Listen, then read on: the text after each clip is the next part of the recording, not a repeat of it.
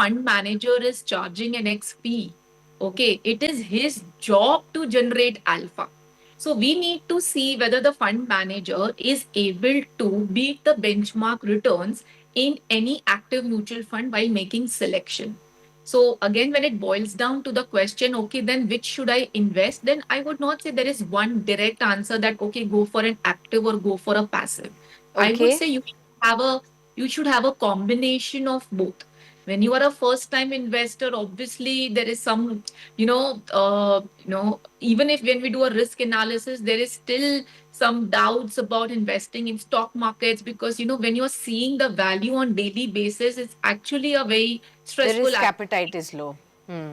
Exactly. So a passive fund can bring that kind of the stability in an investor's mind that okay, I'm following the index, and whatever index companies are there in the index are all big short companies, and you don't have much of a difference there in terms of any kind of a you know a good selection of stock or a bad selection of stock. The only Correct. difference in the return of an index could be a tracking error, which word we use as tracking error, meaning it should actually replicate the index. Index Sometimes in terms of it return. might, yeah, sometimes it might have a little tracking error. Maybe the fund manager might decide to hold a little bit in cash, so that Hmm. could be the only tracking error.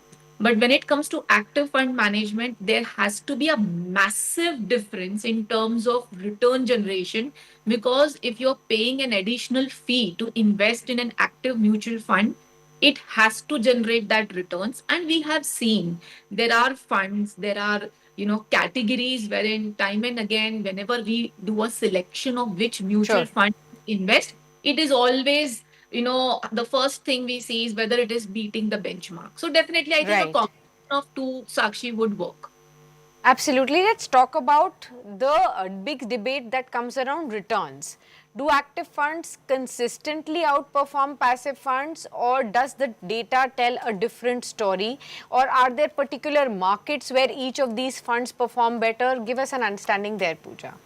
Yeah. So when I'm talking about returns, now I'm just giving you an example. Say, for example, Nifty 50 is, generating, this is an example, generating a 12%. Okay. Hmm. Now, when we are investing in a passive, Nifty 50 index fund, the same 50 companies, everything same. But as I told you, there is a little bit of tracking error. So the return expectation would be in the range of 11.8 or, 11.6 or something like that.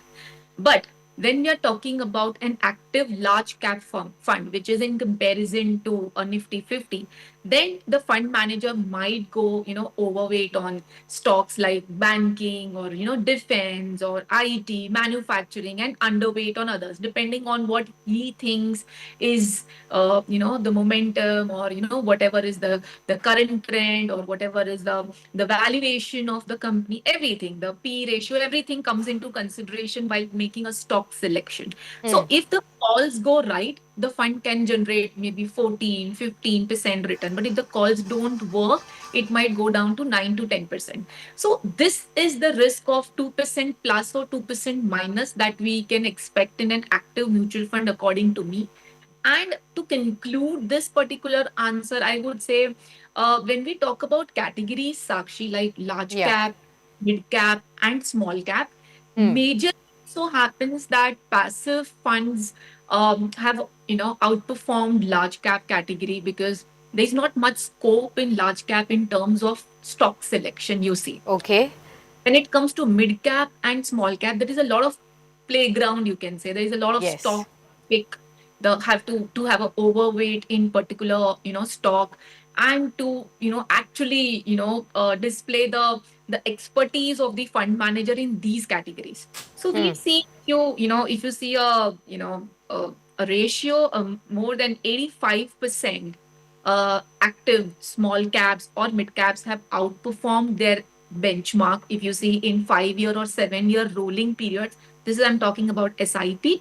And in passive, when we are talking about large cap category, only 19% has beaten the benchmark in 5 year rolling SIP period. So this data clearly states that when we are making a 4 or 5 fund portfolio, instead of an active large cap, we can have a, index, a Nifty 50 or a, Sensex or a, Nifty 100 kind of a indice in that particular area. And when we're talking about mid cap and small cap, you can opt for an active fund management style over there, is what I feel we should be ideally doing. Okay. Are there, like I was asking, are there any specific market conditions where active funds have a clear advantage and where passive funds tend to do better? If you could help us understand, say for instance, last 2 years, we are talking about constantly how the Nifty has given just near zero returns to investors. So in this kind of a market, when external